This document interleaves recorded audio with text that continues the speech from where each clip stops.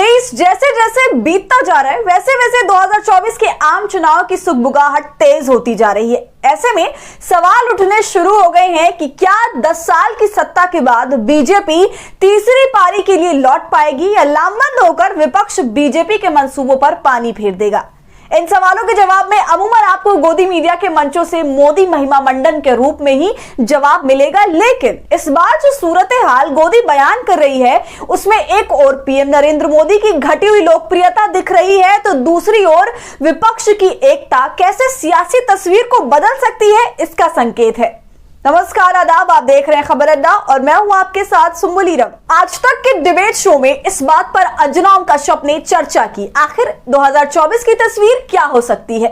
CSDS ने सर्वे के आधार पर जो बातें रखी हैं उसके आधार पर आइए आपको पहले बता दें कि आखिर 2019 की तुलना में 2024 से कैसे अलग हो सकता है और विपक्षी एकता को कमतर दिखाने की जो कोशिश की जा रही है वो कैसे बीजेपी के लिए सचमुच सीटों के लिहाज से संकट खड़ा कर सकता है। सबसे पहले 2019 के आंकड़े पर नजर डालिए। 2019 में दोबारा 303 सीटें जीतकर लौटने वाली बीजेपी के सामने अगर तब पूरा विपक्षी गुंबा एक साथ खड़ा होता है तो बीजेपी 272 के बहुमत को आंकड़े को पार करने से पहले ही 335 से 240 सीटें बीच कहीं रुक जाती, तो वहीं विपक्ष 300 से 305 सीटें जीतकर साझा सरकार बनाने की स्थिति में होता, जो संयुक्त रूप से 2019 में 236 सीटें ही जीत सका था। अब अगर हम इस आंकड़े को ही देखें तो सोचिए किस तरह से बहुमत से सरकार बनाने वाली बीजेपी को विपक्ष एक साथ आकर रोक सकती थी। जो पार्टियां आज बीजेपी पर अहंकारी होने का आरोप लगाते हुए उसके साथ अपने गठबंधन को तोड़ दिया,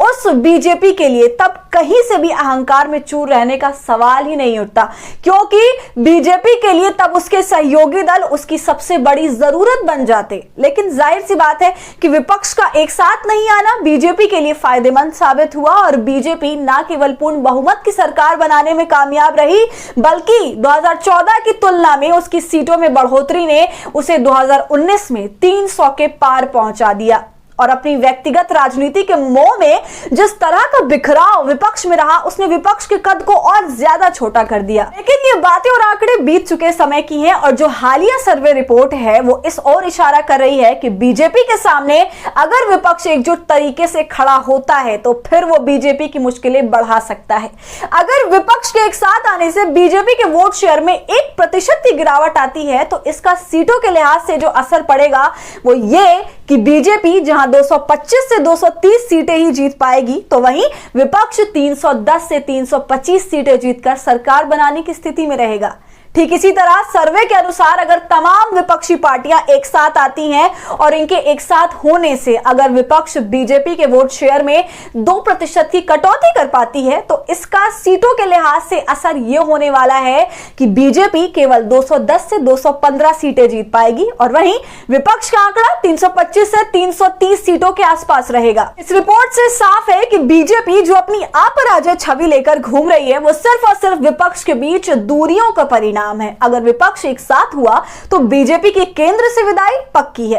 तो CSDS की इस रिपोर्ट पर क्या है आपकी राय, हमसे कमेंट सेक्शन में जरूर साझा कीजिए। और हमारी आजाद पत्रकारिता को आपके सपोर्ट की जरूरत है, वो तभी होगा जो आप जितना ज्यादा थैंक्स की बटन का इस्तेमाल करेंगे और इससे हमारी हौसला अफजाई करेंगे। साथ ही अगर अब तक आपने हमारे चैनल खबर अड्डा को YouTube पर सब्सक्राइब नहीं किया है तो इसे अभी कर लीजिए।